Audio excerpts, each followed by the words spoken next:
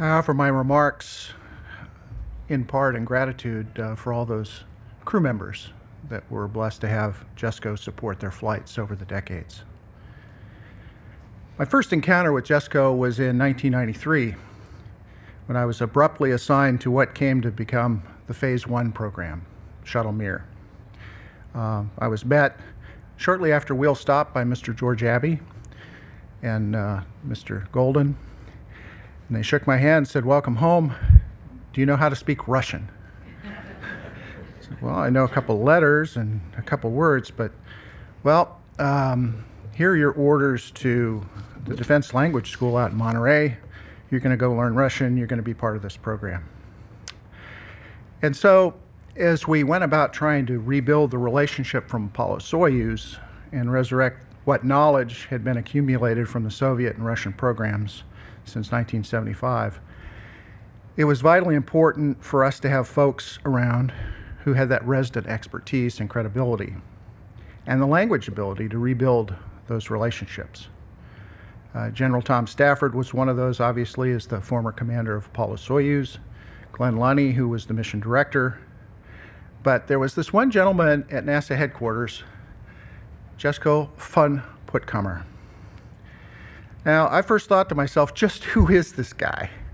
Because I have to admit, he certainly made quite an impression on you at first.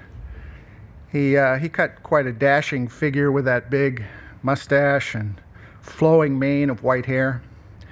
And in a way, he kind of looked like he came from central casting as a dashing Prussian cavalry officer.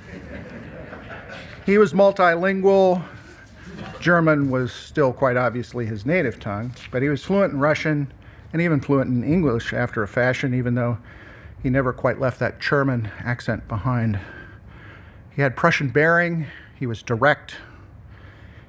He had that foremost authority about everything he spoke about, but most particularly Russian spaceflight and U.S.-Russian cooperation. It was quite obvious that the Russians had tremendous regard for him. And appearances aside, it was his extensive technical knowledge and obvious passion for space exploration that really made him stand out. I got to know him much, much better when I was assigned to Code M, if we can still say that, or Office of Spaceflight in 1998. He was a fixture at the Monday morning tag-ups, and his daily statuses were the authoritative source for NASA and the rest of the space industry.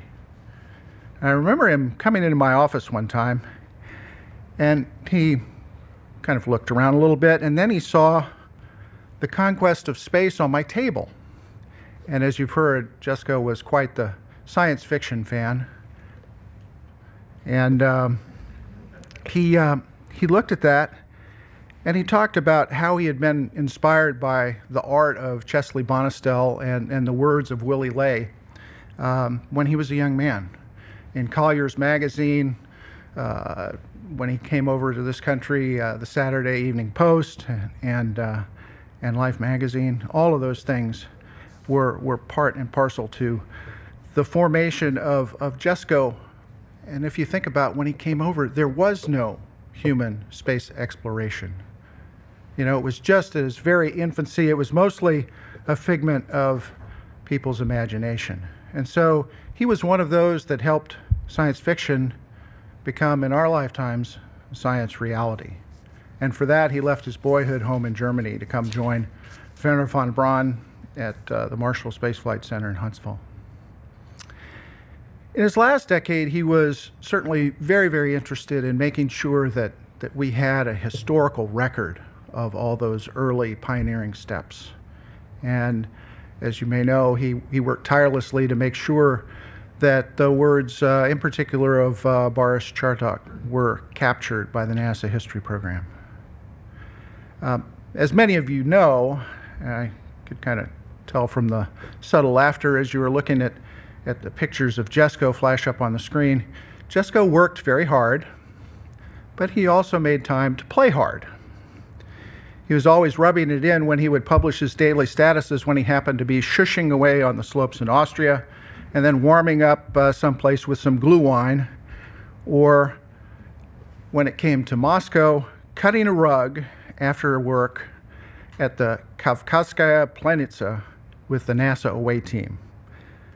Still, all the while, never missing his daily reports. Jesko will be missed for his expertise, his passion for space exploration, his enthusiasm. But I'd like to close with a quote from his mentor, Wernher von Braun. "My friends, there was dancing here in the streets of Huntsville when our first satellite orbited the Earth. There was dancing again when the first Americans landed on the moon. I'd like to ask you, though, don't hang up your dancing slippers." So I have a sense now that Jesko has not hung up his dancing slippers. Not yet, anyhow, and he'll be with us in spirit when we again leave Leo for the moon, Mars, and beyond. Thank you, Jesko. Auf Wiedersehen and ad astra, my friend.